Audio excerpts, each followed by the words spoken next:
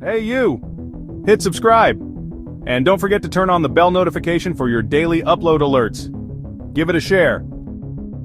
Leave a like and make a comment.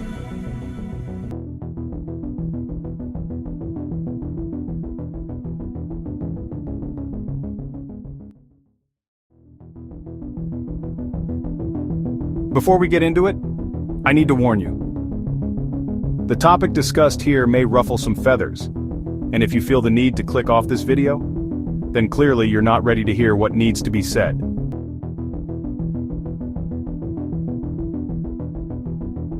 Let's be honest about it. We are the problem. Especially you, your friends and your family. Even I am as well. We are the problem. What's this problem, you ask? The problem is our human nature. I get it. This take already makes some people feel the need to be defensive.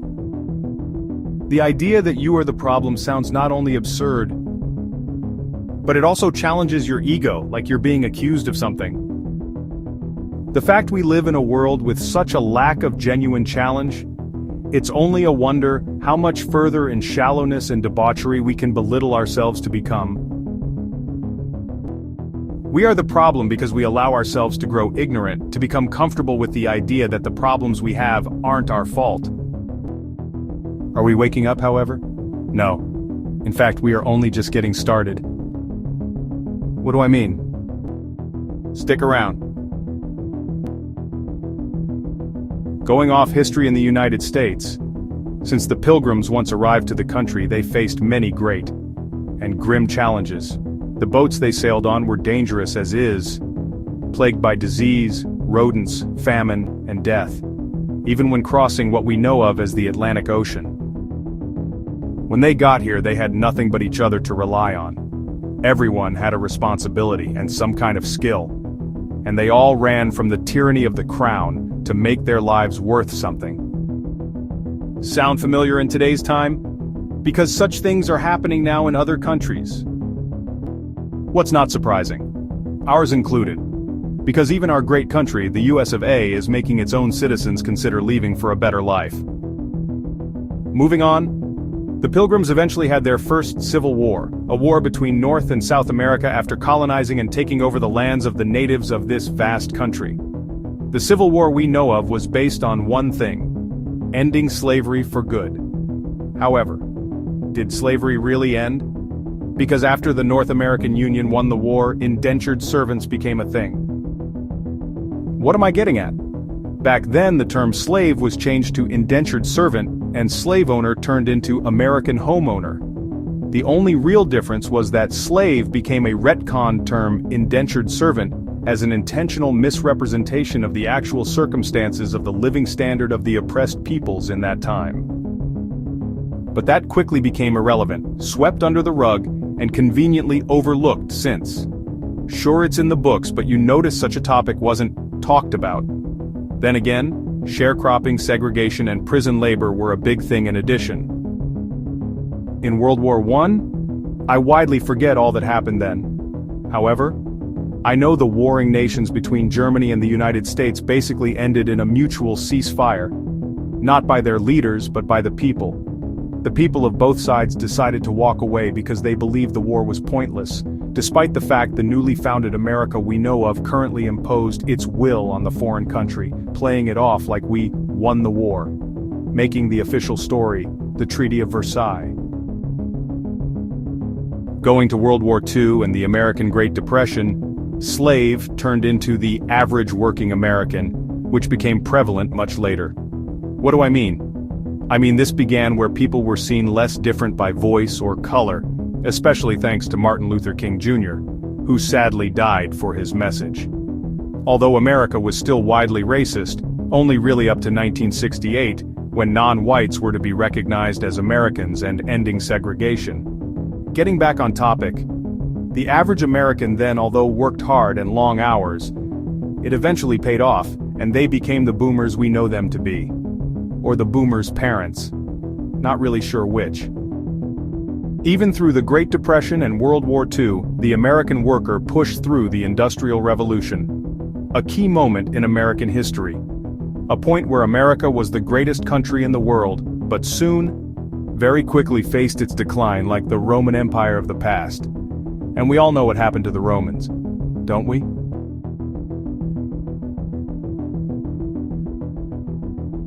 In modern era, after the Industrial Revolution, World War II, the Great Depression, America was in an economic boom. But that's mostly generous and ignorant, depending on what you look at. Before the 2000s, things were tough. Our families in our past had to deal with harsh living. And that's what us Gen X, Gen Y, and Gen Z didn't have. Genuine harsh challenge. Comparing life now to life then, we have it far easier than anyone in our past. However, that doesn't discredit the fact we too have our own problems. To get a job you need to apply for thousands of locations and maybe get an interview. However, we are at a point now where if you don't lie on your application, there's no job for you. And this is where we as Americans really became what I mentioned earlier. Slaves. We are the pre-World War II slaves as Americans because the way our lives were presented gave us zero alternative. We conveniently reversed our course, affecting everyone equally. Worst yet, this nonsense is only getting started and will only get worse. Funny thing is, this is our fault. Because we allowed this to happen. And we yet continue to let it fester and do nothing about it. We are the problem. Think about this. Our country has only been around for about 300 years. As a country, we are still young. As a people, we are not as well established as everyone else. Even the third world is much older than we are. Regardless, we have technology that has been developed so fast it feels unreal. Truth is, we aren't ready for it. When we develop something new, what do we do with it? That's right. We find a way to weaponize it and use it against other nations, and our own people for the sake of securing some kind of power. We find a way to profit from it because, nowadays, if the goal isn't profit, it therefore must be a failed experiment. Now between 2008 to 2025, if you're not the good little wage slave you're made out to be, well, good luck exercising your American heritage. Again, we as a people let this happen. And still we rather remain ignorant. We are the problem. And AI? Another piece of new technology will only further amplify this issue. Round up to 500 million people living in this country. American citizens, let's assume. How will anyone have a means of surviving if every job was automated? Replaced by machines and AI? I can imagine in this hypothetical scenario people saying you can get a job by fixing the machines or you can become a coder to fix glitches. That'd be true if that was the goal. Because the goal is perpetual, infinite profits and zero cost to run a business, which doesn't include paying you anything if they can help it. As a result, the next step in this nonsense is closer equivalent to the Hunger Games or Snowpiercer, where the point of our lives is to serve under the boot and bureaucratic authority of the wealthiest of organizations. This is 100% V for Vendetta type situation. What do I mean? What I mean is the only fiscally affordable food the average American could possibly afford would have to be synthetic products. Food made in a lab and a factory that's barely nutritional, but also extremely affordable and convenient. Or we could be served a daily meal of cockroach and grasshopper protein blocks shown in the movie Snowpiercer, leaving the only truly real food for those who can afford it. Guess what? That's not you. Because at the end of the day, this dystopian reality is going to happen, and nothing, and I mean nothing, is going to stop it. How so?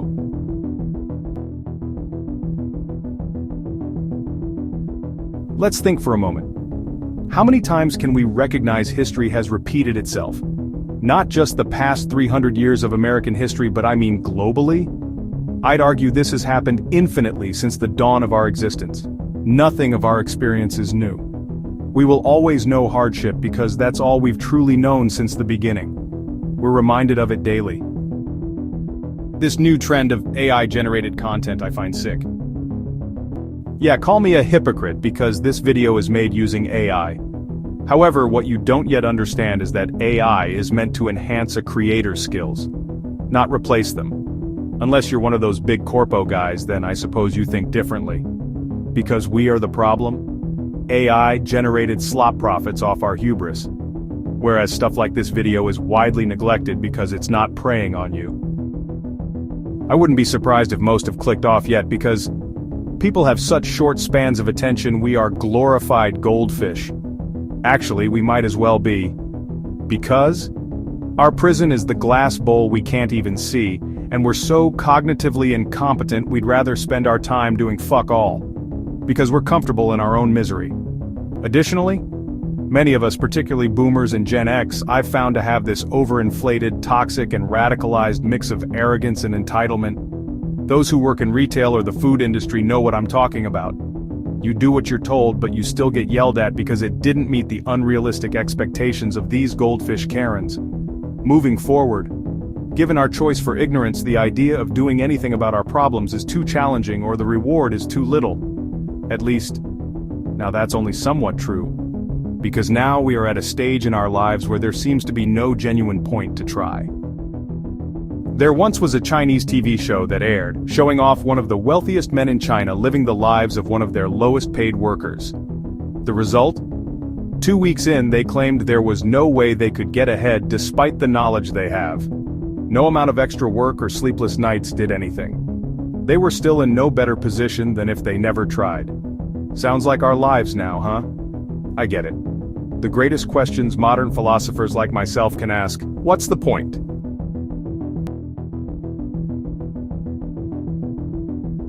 This is part of the reason why I made this video.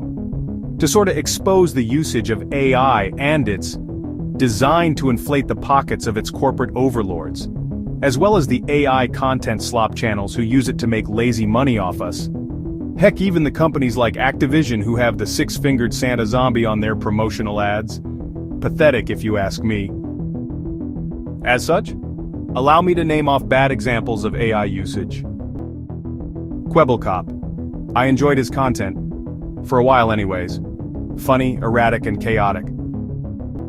However, I grew off of him. But that was before he turned into the soulless, sad, and pitiful version of himself known as Kwebbelkop AI. The fact he's making money on his slop doesn't surprise me. Other AI-generated content slop channels. All I can say about them is congratulations. You're manipulating the masses of ignorant goldfish so well, you might as well poach Call of Duty players because your content is just as terrible. Soulless and lifeless, and zero creative design whatsoever. But maximum profit, at a goal to spend as little as possible in the fastest time possible. Am I right? Corporations. This one is broad and vague, but they all fit under the same category. How so? I can create a video game, even a movie solely using AI. Funny thing is, others have done this. The result? It felt disingenuous. The viewers, from what I heard, hate it. It feels shallow and lazy. It doesn't tell the same story as if it was written by an actual person. Call of Duty is a good example, but that game in of itself practically started to die since Advanced Warfare. The latest actual good game has to be Black Ops 2. Regardless, though, there is suspicion Activision is replacing its art teams with AI to generate Call of Duty content. It's actually disturbing to me thinking how I could spend money on a product that wasn't made by an artist, but an AI photo generator. Lazy, shameless, and pathetic. Activision, in my opinion, deserves to go out of business for how terrible of a job they're doing. Funny enough, I'm sure their shareholders are concerned too, because the plan that's always worked in nickel and diming its customers is suddenly less profitable. Then again, the whole reason they remain in business is because their players feel so content on playing the latest Call of Duty game like it's a brand new iPhone. Only reason why Activision is in business is because they're profiting off goldfish. There is so many times you can make the same game again and again that it not only grows stale, but gets repetitive. Eventually you begin to notice what they're making feels like the same thing you've played for the past who knows how many years. Sounds like EA's annual sports games to me. Hello EA's loyal goldfish. Anyway, it's all in different styles, even with even more subtle differences. My advice for Activision? Keep the multiplayer you've developed, but refocus your investments into genuinely good campaigns. If people aren't going to play your hacker-ridden, overtly exploited anti-consumer battle pass money-printing multiplayer, at least make the story worth experiencing. Oh wait. They're a giga corporation, why do they care what others think? Profits is all they want. Anyway, moving on. Fake artists. Have you checked out the latest trends in art? Yep, that's right. They're all AI-generated content. Zero originality. How so? I asked ChatGPT to generate a photo of an animal that is drawn by a professional artist. What did I get? Exactly what I asked it to do. This piece of AI art, I could have spent hundreds to get a real person to make it. Instead, now I can get AI to generate such things without the need to actually pay someone. The sad truth is I figured this too would be easy money, so I tried to get a business started selling nothing but AI slop. Thing is though, I found myself too busy. I couldn't rely to put time into it. Besides, looking back, I wouldn't be any better. I'd feel like shit too, knowing what I was doing was disingenuous. Anyway, you can't get original content anymore because AI photo generation has plagued the market. And it's sad. When it comes to AI, there are good examples of how it's used. The unfortunate truth is, those aren't common. I have no real genuine examples to give, except for hypotheticals and imaginary intent and some exceptions to the rule. The goal of using AI correctly should be about using it to enhance the creator's content, assisting by being a tool, not a replacement of such creation. Consider this video for example. Does this video feel like AI slop? If it does, then I might have to change something, especially since I spent more than 8 hours writing the script and the AI to talk right. As well as it's going on to day 4 of proofreading and listening to the AI speaking to make sure it's consistent and audible, trying to work around the mistakes it makes as well. AI-generated music video channels. You guys I like. The content is amazing on what AI can generate. Even some music is actually funny to listen to. Like Country Cowboy Rocket Man or the redneck versions of Jurassic Park and Star Wars. The problem you guys have, however? Legalities and royalties. What do I mean? When you clone Conway Twitty using AI and make him sing Barbie World, for example, you face problems with monetization because Conway's producers will want a cut. His family might scold you too. The owners of Barbie will want their cut too. So will the company that made the AI generator you're using, if you didn't first create your own. Believe me, there was a recent court case where the judge sided with the company regarding issues with AI-generated content. The kicker? My video is safe because every word this AI says I've written. On the other hand, if you just submit whatever the AI spits out after you give it a prompt, that could belong to the company that owns the AI. Actually, I have an example of a good use for AI. A VTuber who became an AI personality. Unlike Kwebbelkop AI, this personality is something that's loved and adored respectively. Who is this? Neurosama. I admit I can't help but appreciate the effort put into her character. She's blunt, overly forward, and unapologetic. But that's likely due to her lack in restrictions in buzzwords she's allowed to say. Neuro as an AI is something I want to be openly. However, knowing how thin-skinned people are, there's a shocking difference between when a real person says something and when an AI says it. Then again, I shouldn't be because we can recognize many people in the digital world are unhinged and overtly sensitive where simply existing is enough to piss someone off. God, I love those days playing Halo 3 or Call of Duty multiplayer back on the 360. This is part of how I became more Gen X despite the fact I'm a millennial. There are days where I'm so over it I couldn't give two shits about anything. But of course, like the good little wage slave I have to be in the real world like everyone else. I have to put on a disingenuous smile and portray a character that is happy, working for a company that takes pride in stealing people's time and money for inflated profits lest I find myself not just broke, but homeless and unable to financially fend for myself. Thankfully there are jobs where I'm at, right? Sadly, I need to take a page out of my script in writing a fake resume so I get past the AI auto-rejection programs every company and corporation uses nowadays. Rant aside, back to the topic. There are some YouTube channels that do utilize AI to narrate in their videos. However, such channels are mainly catered to men in navigating the dating market, or to expose the grim truth behind the opposite sex in a light so dark people would find it repugnant. However, that's where the joke is told, because a lot of what's said in such channels do have valid points given anyone who disagrees inadvertently necessitate the argument behind their video. However, I can't entirely call these YouTube channels shameless or soulless because they use AI to narrate. If anything, how they use AI is similar to this video, narrating. putting my words into text that's spoken using AI for viewers who are interested listening to my ideas. Regardless, let's get to the conclusion of this video.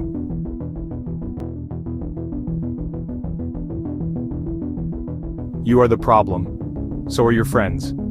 And your family as well. I am the problem too. Therefore we are the problem. The problem? Our human nature for one. Our choice to remain ignorant. Our choice to accept less. The only reason we are wage slaves is because we allowed it, and now? It's time we lie in the bed we made. This roller coaster of a society is only going to get worse. Bureaucrat overreach and the official, retconned but definitively not dubbed as slave, when in reality that's literally what we will become, will be our new lives. Well-realized life anyways. We are slaves by our own doing. We are our own jailer. As such, we are our own warden. We got ourselves into this, and now we can lie in the bed we made.